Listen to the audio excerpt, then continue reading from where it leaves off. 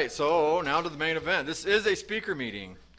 Our speaker will share his experience, strength, and hope for approximately 45 minutes. We ask out of respect for our speaker to please remain seated and no texting until he has finished. It is my pleasure to introduce for this evening, not Johnny, Oscar.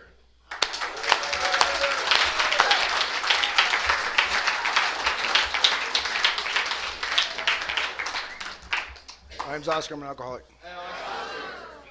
Thank you for the honor and the privilege of having me this evening. I hope that I carry the message of hope tonight. I need a moment. It's been a rough day. But I'm grateful that I'm alive. I'm grateful that I get to carry the message of hope one more time to another group of alcoholics.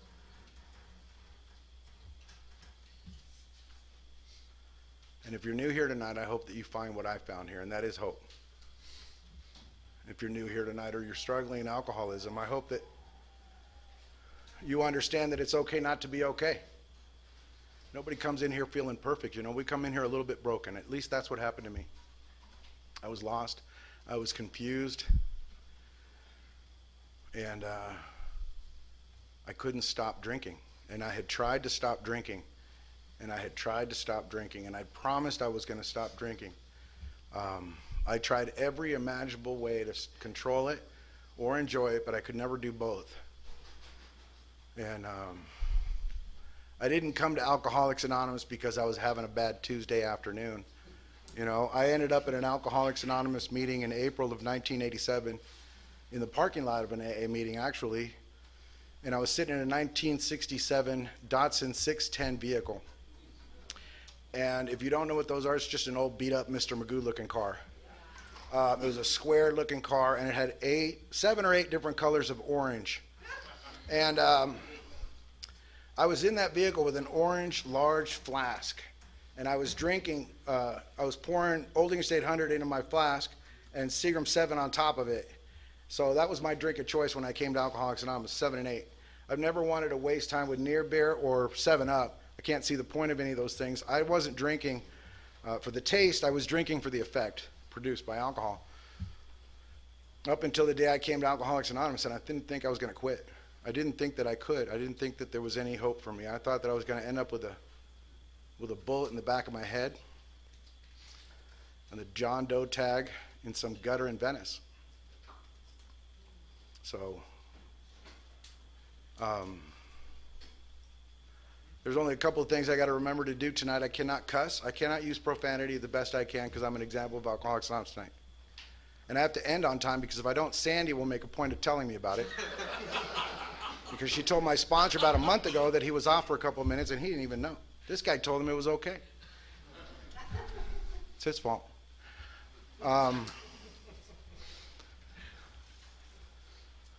I'm sharing in a general way what it used to be like, what happened and what it's like now for a lot of reasons. One, you don't need to know the details about it because I don't know the statute of limitations on some things, to be honest with you. And I think they record these things sometimes, so I'm just Oscar. I'm not an Oscar last name at all. It's just an anonymous. I'm Oscar, alcoholic. And when I was a regular kid. I don't think that there was anything different from me and any other regular kid. I was just a regular kid. I was a good little kid. I was 6 years old doing great. Just sitting in my parents. I was a good little 6-year-old kid. And somewhere around 7, started happening. I started thinking. I have a disease of perception, and it started around 7. And my thoughts started going like this. Why? The question why would come out of my mouth about everything. Why do I got to do what you're telling me to do? Why do I got to sit in class? Why do I got to listen? Why can't I throw that rock? Why can't I light this match? Why can't I take that guy's bike? Why can't I punch that dude in the face? Why became the ultimate question that I ran that. I ran that. And by 8 years old, I don't have a low IQ. I got a scholarship at a private school when I was a little kid, and I got scholarshiped in. I was quick. I'm quick, but I'm bored easy. So it's terrible. I'm in class and we're learning about European history in French, and I got it. Okay, I'm ready. 3rd grade, got it, no problem. And then I realized we're going to go over that same topic the whole week over and over and regurgitate the same information for all the slow kids. And I learned how to raise my right hand or left hand, whatever, and I just said, can I go to the bathroom? And I'd leave. And I wouldn't come back till the end of the day. And I was very into reading books. I was loving Huckleberry Finn, Tom Sawyer, and I could see myself in those books. You know, I grew up on the west side of Los Angeles, Santa Monica, Venice, West LA, and the LA River was my Mississippi. You know, and the railroad tracks was where I saw hobos. You know, they're homeless people, but, you know, I thought they were hobos. And I'd get a stick, and I had blue bandana because I came from a blue neighborhood. So I had a blue bandana and a stick, and I'm walking through the railroad tracks, and I'm thinking I'm Huckleberry Finn. And I'm living in a fantasy world in my head at an early age. And my father's an artist. My father is a pretty good artist. In our neighborhood, there was a bunch of hippies. There was bikers. Beatniks were kind of dying off at the time. There was a lot of artists, a lot of writers.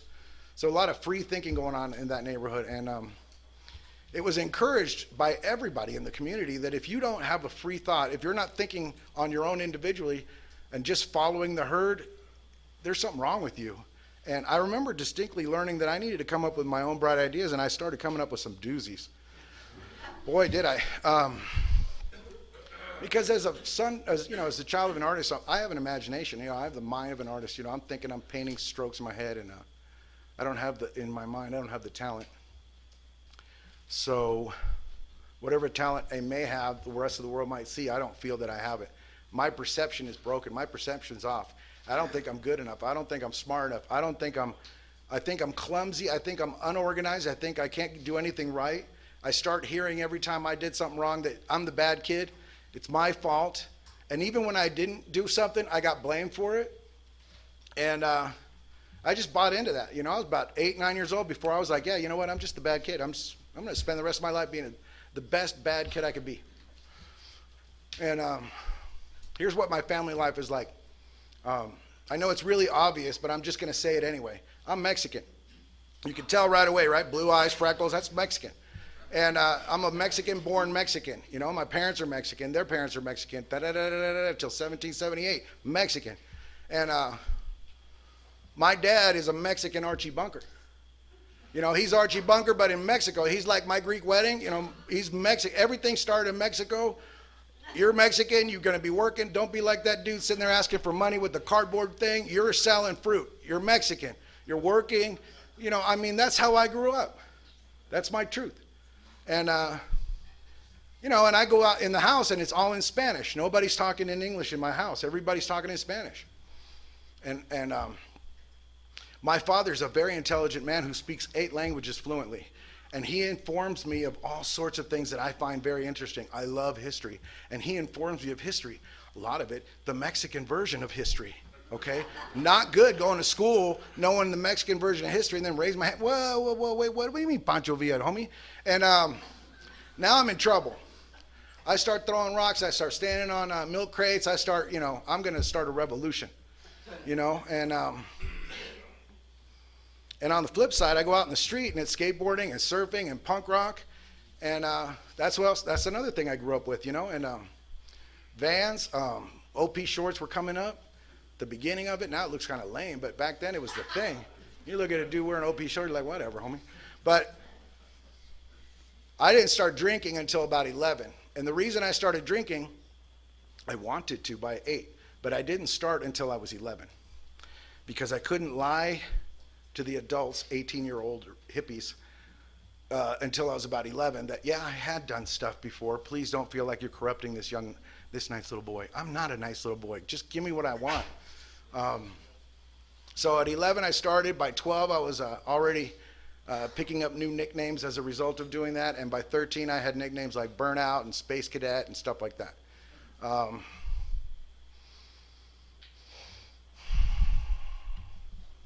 I never drank for the taste. I never wanted to know what it was going to be like to just drink too. I never understood that, you know. 16, 17, I think I was 17, I overdosed on accident. It's not on purpose. I didn't do it on purpose. I'm not suicidal. I love the band, but I'm not suicidal. You know, I'd throw rocks. I don't want to get hit with a rock, you know. I'm not hurting myself that I know of, you know. I don't realize that I'm self-destructive, but I'm not suicidal.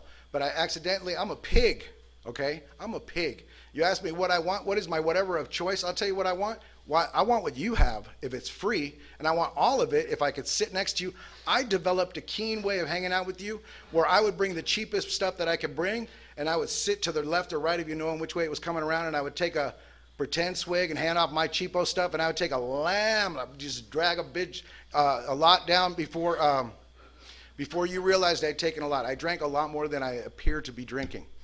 And before arriving at your social function, I would drink a bottle of Mad Dog, or I would drink a bottle of Boone's Farm. I love Boone's Farm. I'd buy 2 bottles of Boone's Farm because it's $1.49 at the time. It was $1.49, you know, and that's cheap.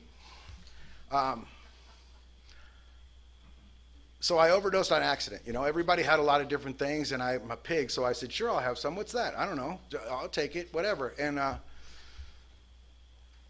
remember getting the ambulance showing up, and all I kept thinking was, Jimi Hendrix died when he laid on his back. Don't lay on your back. And I'm throwing up, and don't lay on your back, right? And then the song from the Rolling Stones kicks on, the Sister Morphine. I didn't do morphine, but the song was good. So I'm listening to that song in my head, and the ambulance guy didn't have I couldn't see his face. I'm like, why does the driver have no face? I'm just wasted. And next thing I know, I got tubes in my nose, and the next morning I'm feeling fresh. And I think that's the solution. If I ever get in trouble, be near a hospital, they'll pump my stomach, I'll be okay. That was overshooting the mark. Maybe I should figure out what I'm doing. Maybe I'm in trouble. You know, maybe I should talk to a peer counselor or something. You know, I just thought, I knew by then that I was going to end up dead with a bullet in the back of my head with a John Doe tag in Venice. And there were a lot of organized groups of youths in my neighborhood of various, ethnicities. You had the Venice White Boys, were all a bunch of punk rockers, could throw down with anybody. You had a group of 13s in the blue neighborhood. Then you had the Crips hanging out. And then you had the HA guys rolling on their motorcycles. And then the other black and whites came in, and then the green dudes came in. And it was just war in the neighborhood. And I enjoyed it. I really enjoyed it. I thought it was great. And I felt very comfortable in controlled chaos. I could not stand peace and quiet. I could not stand the voice inside my head. So I knew I was going to die, and I was sitting in a U.S. history class in about 11th grade, and I started hearing, like, we had a test, and one of the test answers was, who started World War I? You know, and I love history. World War I, some little Serbian peasant kid on the steppes of Sarajevo. And he killed off some dude from the Austro-Hungarian and started a big old thing. And I thought, I'm going to be that kid. I'm going to kill Gaddafi. Now, Gaddafi has never come to Venice and stolen my bike. You know what I mean? He's never spray painted his name on my car. He hasn't even sent me a nasty email. And yet my mind says, if I can kill this guy, I'm going to be question number 18 on a U.S. history class. Some kid in high school is going to go, who killed Gaddafi? Oscar. You know what I mean? I'll be like, circle number B. That'll be me. And that's the only reason this next bright idea happened, okay? Because I had bright ideas before I got a sponsor. And if you don't have a sponsor, they're really important to help with the bright idea filters. I didn't know that. I decided I was going to buy a one-way ticket, and I was going to go off to France, and I was going to be a French paratrooper. And I was going to sign up to get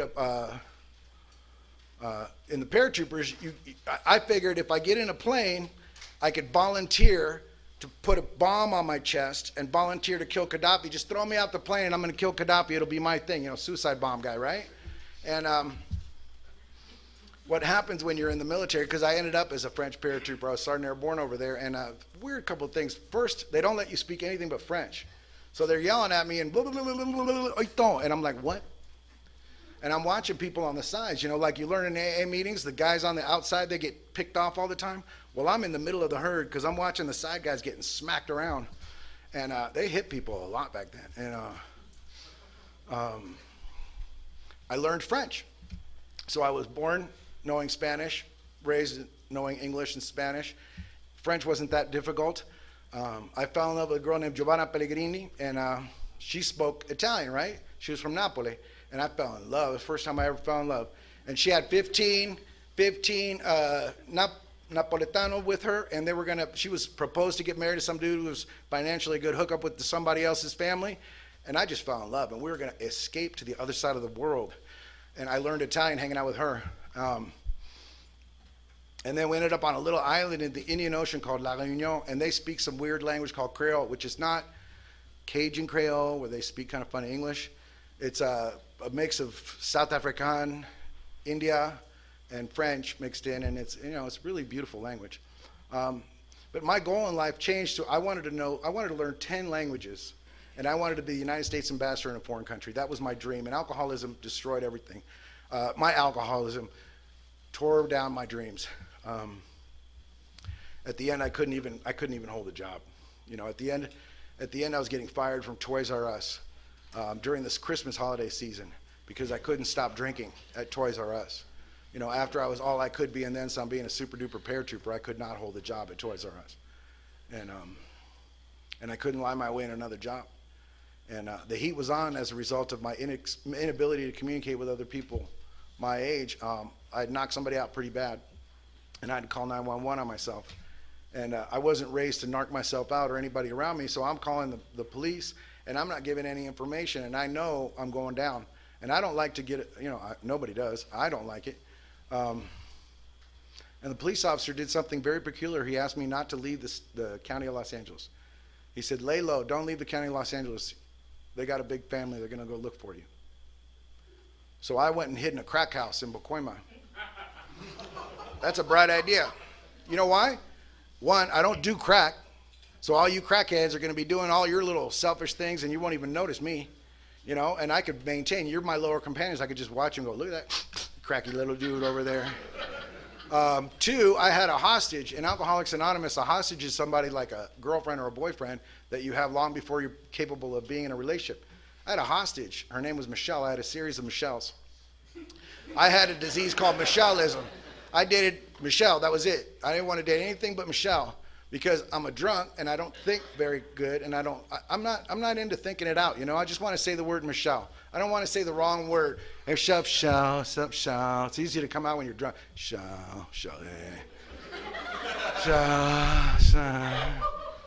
I'm a lazy person. That's one of my character defects. That is my truth. I dated blonde, blue-eyed babes named Michelle. I had a disease, and until the last one, and then I hit bottom.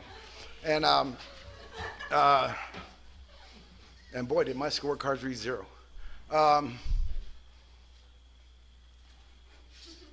This girl, Michelle, had 90 days sober. Have you ever been in a crack house with 90 days? It's not the place to hang, right? Especially with a hostage guy, and he's taking you in there, and somebody offered her something, and, just decline, slide it over here. Maybe I could sell it. Maybe we don't need to do it. I could sell it. We could buy some Boone's Farm, you know what I mean? But she went wacky. She grabbed a big book in this sparsely furnished crack house. And of course there's a big book in a crack house, right? And she grabbed it and she hid behind it like we were vampires, and I'm Mexican, so that means I was born Catholic, right? So I know I'm going to hell. I'm going to hell. I just brought a newcomer to a crack house, and I'd known about you guys because well-meaning people in Alcoholics Anonymous had already done the visits to my parents' house and to my friends' houses and picked me up and put me on the back of motorcycles and drove me all over the Southern California area in the San Fernando Valley and the West Side and took me to AA and CA and NA and you name the A's. They took me to all the A's, and I'm at every A, and all of a sudden, but here's the thing, I'm young. I'm too young. That's not my problem. I'm not old like you guys. I'm not 38. When I'm 38 and I'm old, then maybe I'll do something about it. But I'm a kid, I'm still a kid. But I had remembered, after I realized she was 90 days and I was going to hell, I remembered one meeting of Alcoholics Anonymous. I don't know if it happens to you, but I have a lot of tunnel vision. I can't really think straight. And so one meeting of Alcoholics Anonymous was in Burbank, California. It was the Burbank Alano Club. And I drove her in my 67 beautiful car, and I parked in the parking lot, and I told her, go get a sponsor. Remember, the kind of sponsor you got to get is the kind that's going to let you date people like me. Don't talk to anybody that tells you, don't get involved in your first year. Those are Nazis, man. Talk to the people that are open, that are cool, man. They're going to est you in. They're going to Enrique you to, healing, and just chill out, man. Chill. And I'm sitting in my car drinking, and I wish that I could have gotten out of my vehicle and walked into that meeting of Alcoholics Anonymous. But I had the misconception that Alcoholics Anonymous was only for alcoholics. I did not understand that most people in Alcoholics Anonymous and really in the world have problems that are other than alcoholism. Not alcoholism like other people, but alcoholics. A lot of people in Alcoholics Anonymous are not just alcoholics. They have alcoholism and problems that are other than alcoholism. I don't know anybody, I've yet to meet somebody who's just an alcoholic. And that doesn't mean that everybody's an alcoholic and does something. I mean, for example, I deployed a bunch of times, right? As a result, I have problems other than alcoholism, and they lie behind my head. And the VA helps me, and the vet center helps me, and I'll get to that. I don't share that here in an AA meeting because the singleness of purpose of Alcoholics Anonymous is identification. One alcoholic relating to another alcoholic, right? It's not to disrespect any problem other than alcoholism. It's to understand that the singleness of purpose of Alcoholics Anonymous. The steps give me the recovery, the traditions give me the unity, and the thing in the middle from the concepts give me my responsibility to service AA as a whole. I have to know those things so that I carry the message of Alcoholics Anonymous correctly. As a result, drinking in my car in that parking lot, there was a guy named Joe Gomez. He doesn't mind that I break his anonymity. By the way, he's already dead, so he said it was okay before he died. He had a patch on his eye, and he was like a long-term member of Narcotics Anonymous. He had like 19 years in 1987, and I got sober August 9th of 1987, and he already had 19 years.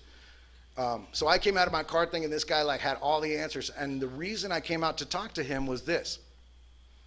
I was going to ask him if he had any idea how I can come up with the money to buy another one-way ticket to this time to go to China to become a rice farmer, because I wasn't going down for that. I'm going to China and I'm going to become a rice farmer because I'm not getting caught. I'm a runner. I've been hopping fences since I learned how to climb a fence, and I've always wondered what was over there.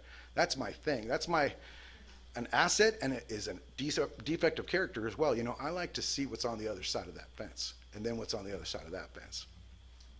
And when I came out of my car to ask him for that, the strangest thing came out of my mouth that it was not intended. I said, I'm lost. I don't know what I'm doing. I can't get off this merry-go-round. I'm just stuck. I don't know what to do. And that's my bottom. I had pitiful and incomprehensible demoralization the last couple of those days. And I didn't think you guys could help me in Alcoholics Anonymous because I thought you were just alcoholics. I thought you were just kind, law-abiding citizen alcoholics. I did not understand what alcoholism was. And you guys asked me if, actually they invited me into the meeting of Alcoholics Anonymous, and I had been convinced at that point that I was an alcoholic. I was not yet convinced before when you guys tried to help me earlier, but at that moment I was convinced that I could not stop on my own. I was not convinced yet that a power greater than myself could restore me to sanity, or that I needed a power greater than myself, because I had a lot of old ideas about a power greater than myself. And so I was really fearful that at some point you were going to start using the G word on me and I was going to run.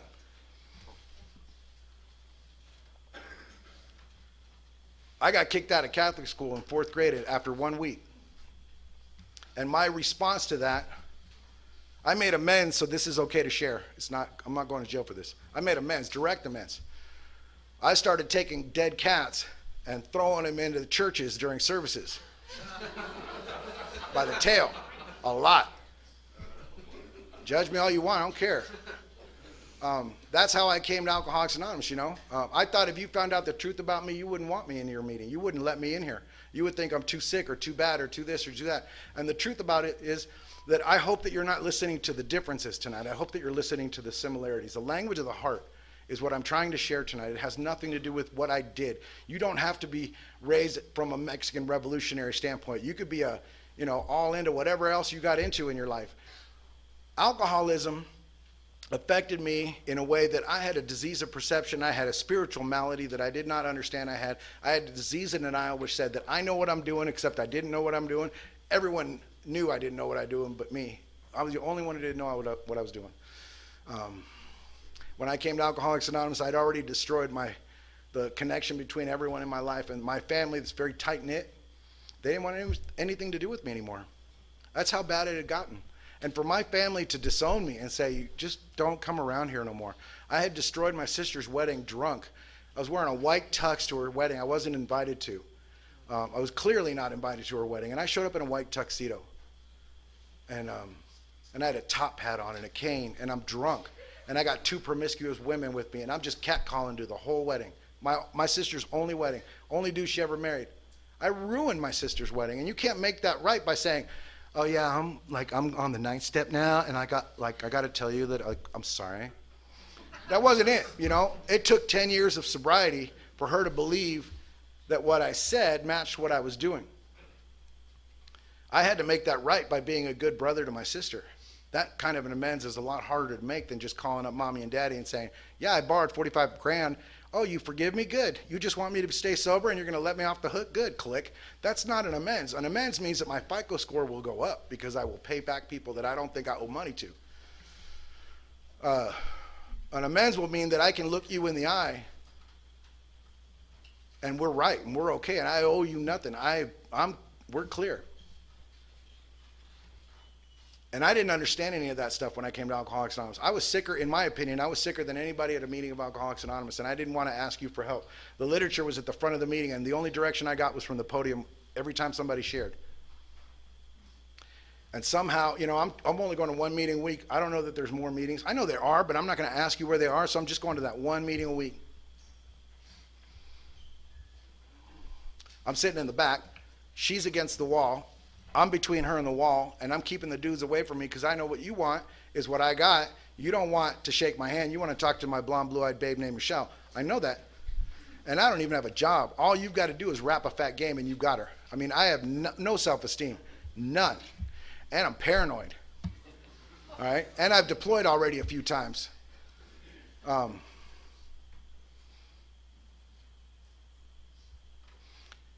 one day somebody showed up at a supermarket and handed their card to a woman who was the mother of this woman, this young lady of mine. And it was an AA card and said, "Oh, tell your daughter to come to our little group. We have a really nice group of young people."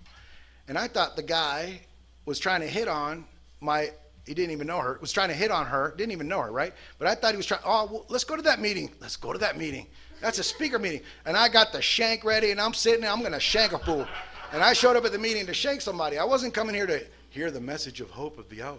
No, I showed up with the bad intention. And I had just turned 30 days sober. I had gotten a 30-day chip, which to me meant the world. It meant more than any medal I'd ever earned in my life before that moment. Because that was a very difficult thing to get. And when I got that 30-day chip, this thing comes up, and I'm already thinking, I got resentments already. You know, 30 days sober, no sponsor, no step work, not talking to people. I'm just dry. If alcohol was my problem, not drinking is my solution. If not drinking is my solution, I'm in the wrong room. My problem starts when I haven't drank in a while. I become restless. I become irritable. I become discontented. I become, my name is Chuck and I don't give a bleep. You know, I become, I'll show you. I'll drink at you. I'll drink to you. I'll drink because you think I'm going to drink. I'm already a loser. Might as well still be. I have every excuse in the book. I don't want to look at the fact that I can't stop when I want to stop, though. I didn't really mean to stop. It was just Tuesday. I meant Saturday. So I'm at this meeting. I got 30 days sober, and I got a resentment at another meeting. That one meeting I had gone to, there was a girl. I sat down after my 30-day chip, and she said, "Don't talk to me. You're not even sober." Right? Imagine 30 days sober. You sit down next to somebody, and they go, "Don't talk to me. You're not even sober." And I think I'm already constitutionally incapable of being honest with myself. So I think I just lost it. I don't even know what sobriety is. I don't even know what reality is. Start counting my days. I got 30 days. You're supposed to be nice to me. I was of the false belief that you have to be nice to just the newcomers. And I'm the newcomer. You're supposed to be just nice to me. I'm the most important person, I thought. And I didn't understand that people stayed sober. So I thought you all took turns when you said, "Keep coming back. Welcome back." You know, all that stuff. I thought you took turns, like, I'll be your sponsor, right? And then I'm going to go out and then you be my sponsor. So I got to be nice to you. And we take turns. I didn't know people stayed sober. I had no clue about reality. When I tell you I was lost, I was lost. I did not know that I needed reading glasses until I was driving some newcomers who freaked out because I couldn't tell them what the street signs were saying. I was going by Braille driving to meetings, you know what I mean? I was like, this is kind of the sense of where we're going. I think those bright lights over there is that stop sign. You know what I mean? I had a disease of perception like you have no idea. I go to this meeting and I find something totally different. This meeting of Alcoholics Anonymous, everybody stuck their hand out and welcomed me in Alcoholics Anonymous. Of course, I thought you were trying to talk to her. but you accidentally snuck it in on me, and I felt the truth, you know what I mean? And I heard the message of Alcoholics Anonymous. I think they had 2 10-minute speakers, a coffee break, and a main speaker, and at the end of that meeting, I had made a decision. I'm going to wait till the last man leaves that meeting tonight. He's going to be the most dedicated member of Alcoholics Anonymous at the most dedicated meeting I'd ever seen, although I'd only seen 2, because I'm the sickest and I need the most help. And when I asked him to be my sponsor, I realized the reason he was the last man to leave that meeting was because he was in charge of cleanup and he had to lock up. You know, he just had an AA commitment, and I hated him from the beginning. I asked him to sponsor me. I hated him. His name was Steve, and I hated Steve. He was 6'2", blonde kid, raised behind a white picket fence, never seen the neighborhoods. I just judged him from the first moment I started talking to him. Oh, you're from Atlanta. What do you know about life? You know, my mind was just so judgmental. And here's why I really hated him. He looked just like John Elway.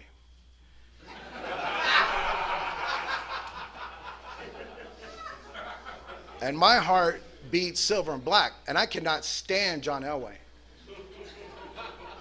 And I want to shank him. I just want to shank everybody for no reason all the time. I got issues. I got problems other than alcoholism.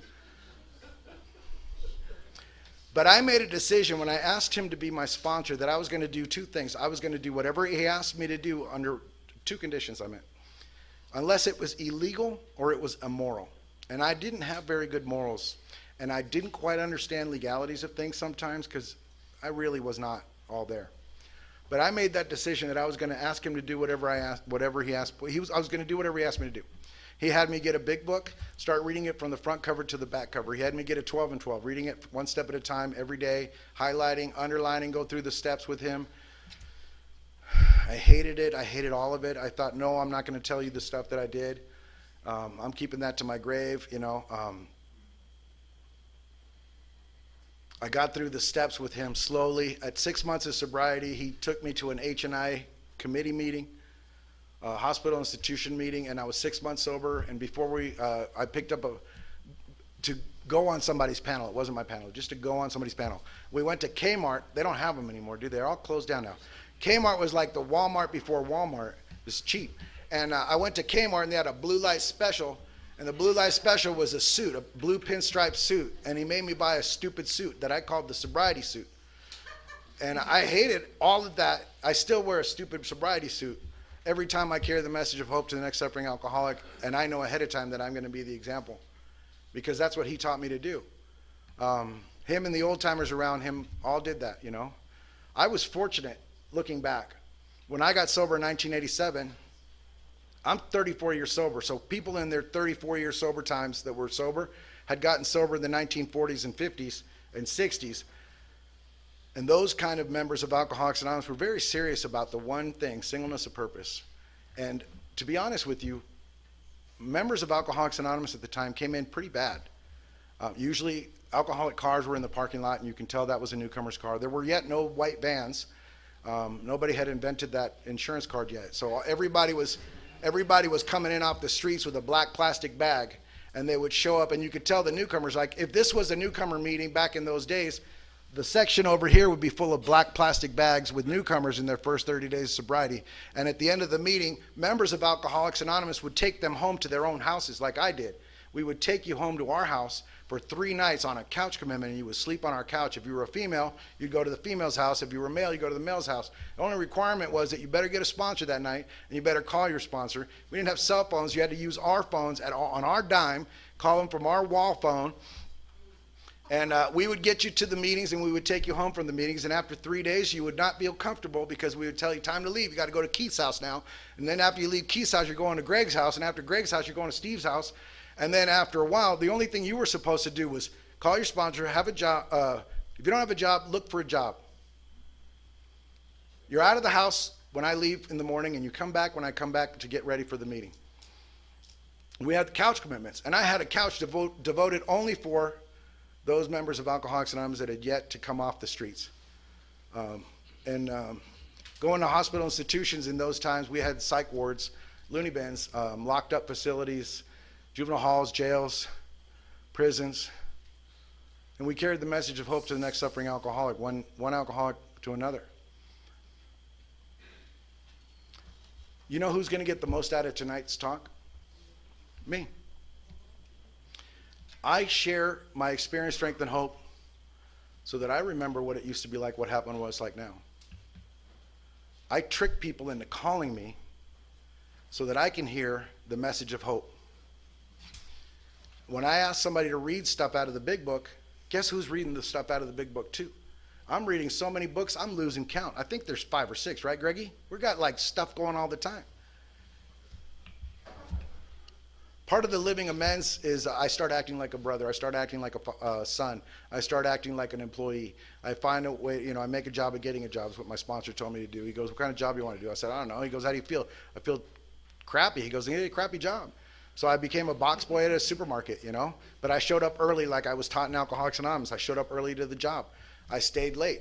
I said, how can I be of service? Thank you for letting me be of service. I started saying the things I learned how to say in AA at jobs. And what's weird is they start advancing you. I don't tell them what I'm thinking or feeling. I just act. I take a series of contrary actions that make me not lose that job. I want to throw bombs into those places, and I'm like, can I have a break now? I gotta call somebody. And so I'm calling my sponsor. They don't recognize my value and worth at the box boy position.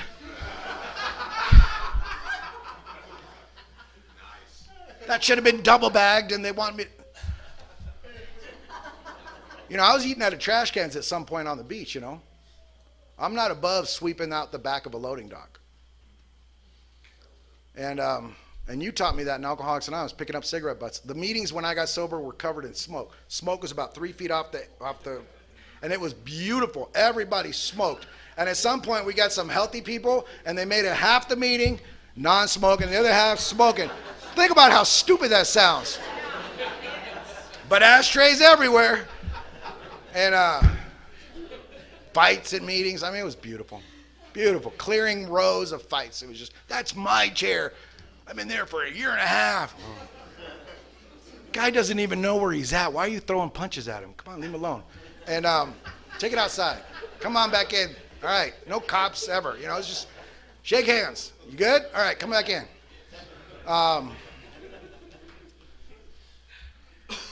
I made amends as a Sergeant Airborne. I was a drunken Sergeant Airborne, so when I had a couple of years sober, when I had 30 days, I wanted to be in United States Army Special Operations Forces Airborne. I wanted to be a Ranger because I could pass the test, the drug test.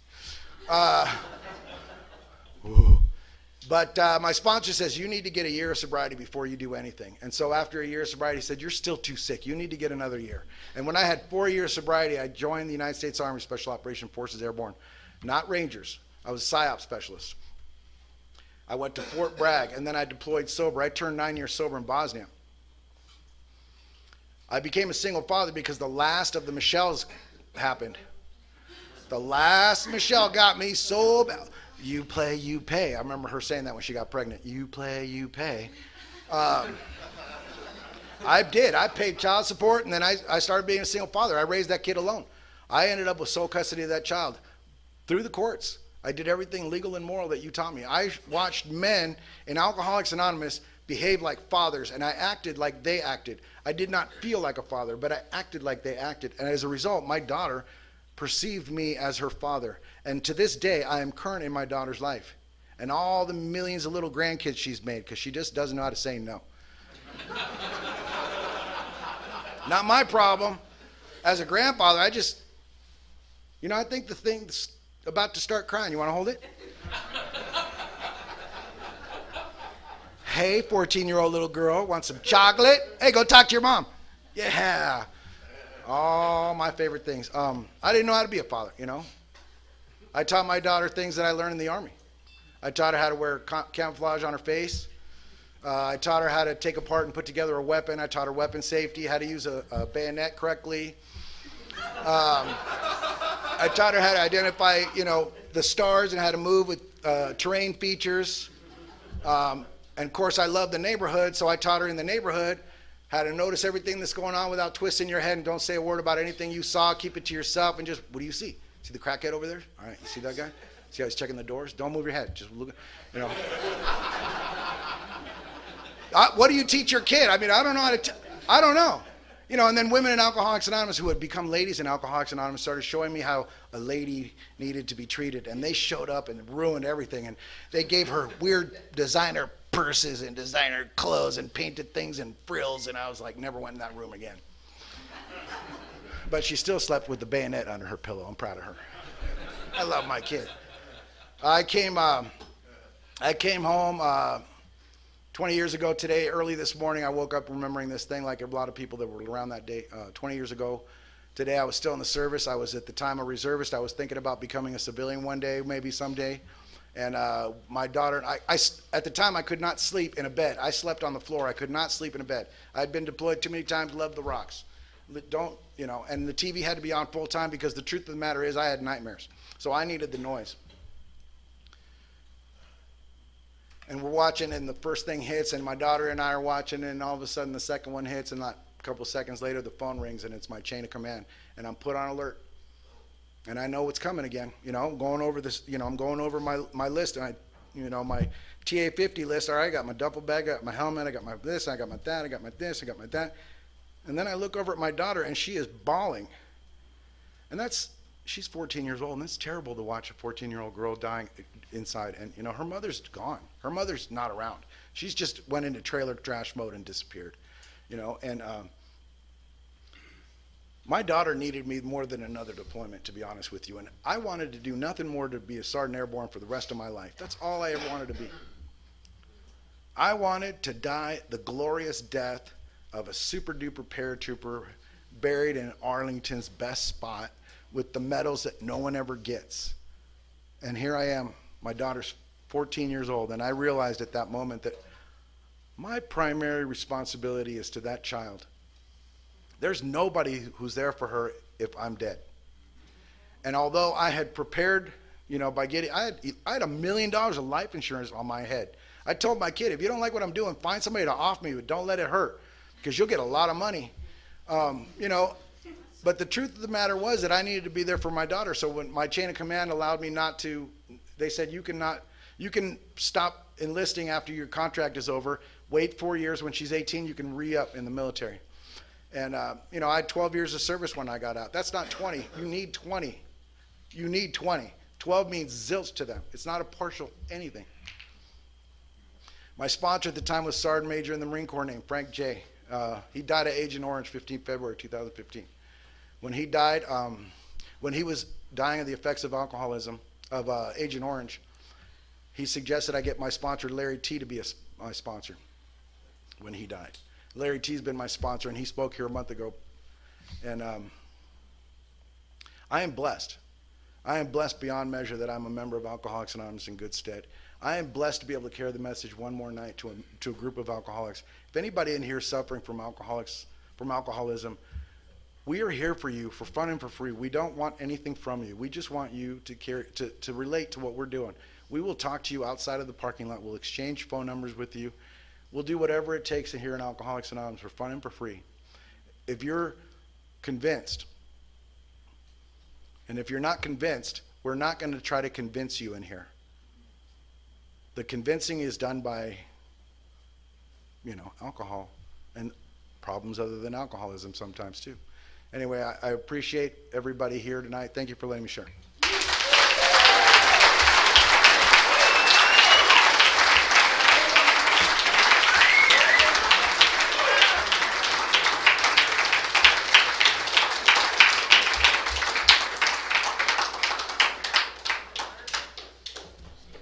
Let's thank him one more time.